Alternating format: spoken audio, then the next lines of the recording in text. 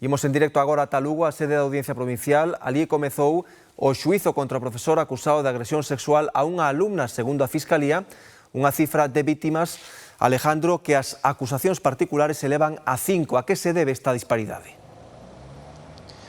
Pois Raúl, débese a que durante as dilixencias os forenses do Imelga solo deron credibilidade, solo validaron, avalaron un dos relatos dunha única rapaza, algo que van intentar cambiar durante o transcurso deste xuízo, un xuízo que comezaba hoxe, que se vai prolongar durante 2 xornadas, e o primeiro en declarar foi o acusado, que negou os feitos, pero sí recoñeceu que durante as clases ás veces collían no colo algúns dos seus alumnos sin ningún tipo de connotación sexual e únicamente con fins pedagóxicas, por exemplo, para ensinar a tocar un instrumento musical. Unha vista que se prevé bastante longa, xa que son bastantes as declaracións e tamén estaba prevista a reproducción das declaracións das menores que foron gravadas previamente.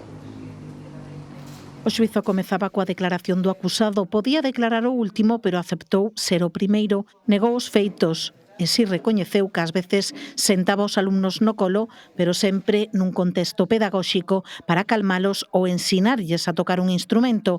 Atribuiu as denuncias a unha fabulación colectiva, contou que as súas clases, o ser de música e danza, eran movidas con moita interacción de mestre e alumnos. Preocupado, e claro, pues efectivamente él es consciente del riesgo, pero a ver, tiene una convicción clara de que él es inocente y entonces pues es lo que va a mantener, claro. O mestre pasou 5 meses en prisión preventiva tras destaparse o caso en maio do 2024. Varias alumnas con idades entre os 8 e os 10 anos denunciaban ao profesor por realizarlles tocamentos. Facíano a través dunha carta na caixa de correo laranxa do colexio. É un tema moi delicado, estamos falando de menores, tú levas o teu fillo ao colegio pensando que vai a estar cuidado nas mellores maus e que de repente veñan as pequenas contando isto, mas a declaración dos menores, das víctimas e tanto os testigos tamén menores das clases son coincidentes. É dicir, unha situación que veu perdurando no tempo moi delicada, moi dolorosa tamén para as familias, moi dolorosa.